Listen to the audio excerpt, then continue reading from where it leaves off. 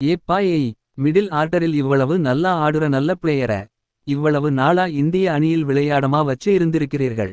New Zealand அணிக்கு எதிராக ரொம்பவே சிறப்பாக விளையாடி இருக்கிறார் ஸ்ரேயஸ் ஐயர். ஸ்ரேயஸ் ஐயர் நியூசிலாந்து அணிக்கு எதிராக அவர் அடித்த ரன்கள் 103 ரன்கள், 52 ரன்கள், 62 ரன்கள், 80 ரன்கள், 49 ரன்கள், 33 ரன்கள், 105 ரன்கள், 79 ரன்கள்.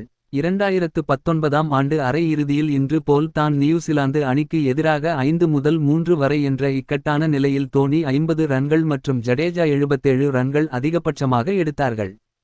இதனால் 221 ரன்கள் எடுத்தது 18 ரன்கள் வித்தியாசத்தில் தோற்றது. ஏற்கனவே இந்திய அணி சாம்பியன் டிராபி போட்டியில் ஸ்பின் பவுலிங்கில் அந்தளவு ரன்களை குவிக்கவில்லை.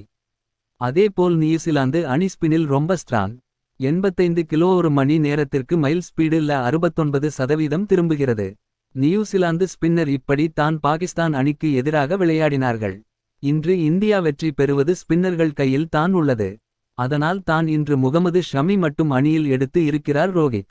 30 ரன்களுக்கு 3 விக்கெட் என்ற நிலையில் இருந்து 249 ரன்கள் இந்திய அணி எடுக்க ஸ்ரேயஸ் ஐயர் தான் காரணம். நல்ல பிளேயர் 1-2 போட்டிகளில் சொதப்பினாலும் அணியை விட்டு எடுக்காமல் வாய்ப்பு கொடுக்க வேண்டும். ஸ்ரேயஸ் ஐயர் எல்லாம் இனிமேல் அணியை விட்டு வெளியே எடுக்காமல் இருப்பது தான் இந்திய அணிக்கு நல்லது.